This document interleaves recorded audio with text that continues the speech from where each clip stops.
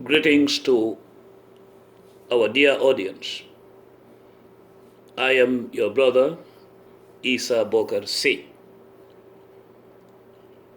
On our special session today, we are going to revisit the archives, therefore come back to revive some of the views that we shared with you, the audience,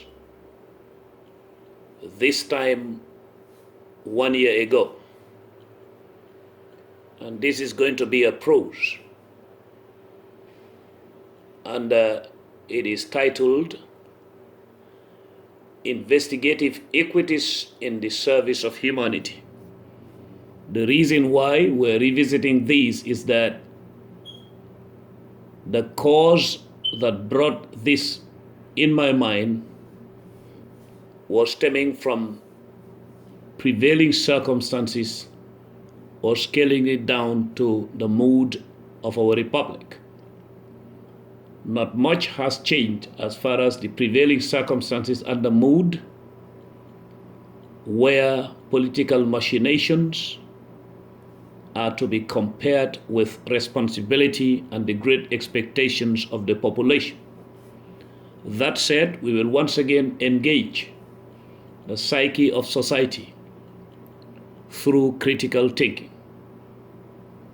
Therefore, the prose investigative equities in the service of humanity is of importance and essence in that regard. As a reminder, I am your brother ESSA BOKARR.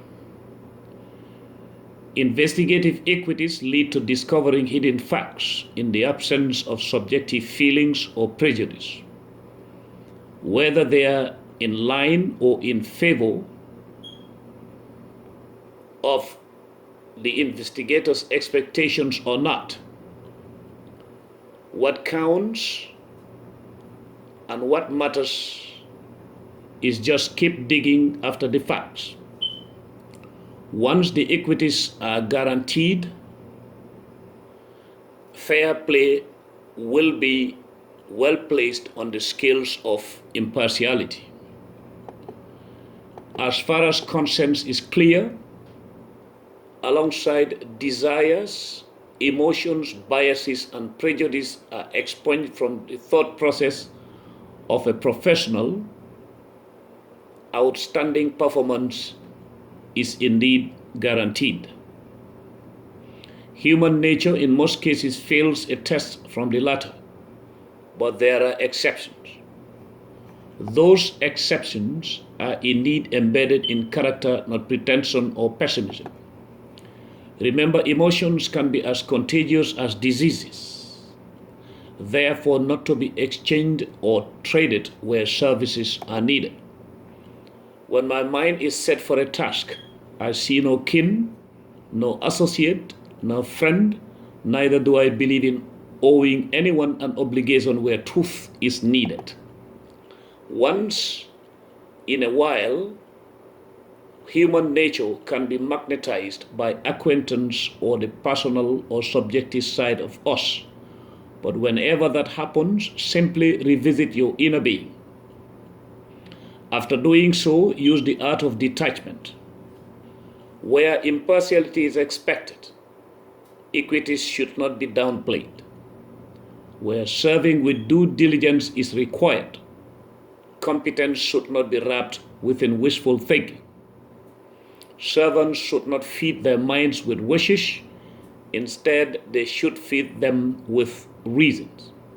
As long as each one of us asks or him or herself, what is the reason behind my actions or utterances, means we are putting our minds on a ready mode. When serving one's people, think general, don't think specific. Where facts are yet to be caught in action. While in the service of humanity, your guideline should always be the following. That is to say, rising above self for the common good. Serving with keen interest and due diligence will never go in vain. That said, always bear in mind that none can serve with due diligence within subjective or biased feelings.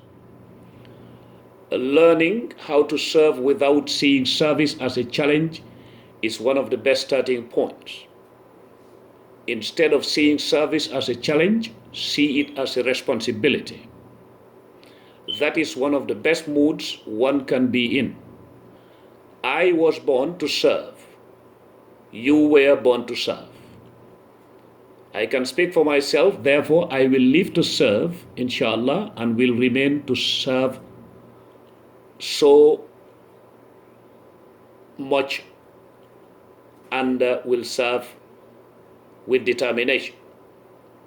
As long as the ounces of oxygen allocated to me are renewable by the Creator, my inner voice keeps repeating these words to me. Quote, ESSA, serve humanity.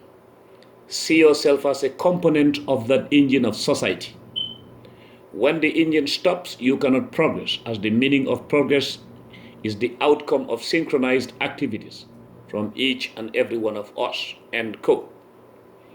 In the service of humanity, I remain determined at any given time, with or without praises or recognition from humans. All I would say to you, all I would say to myself, just keep serving. Thank you.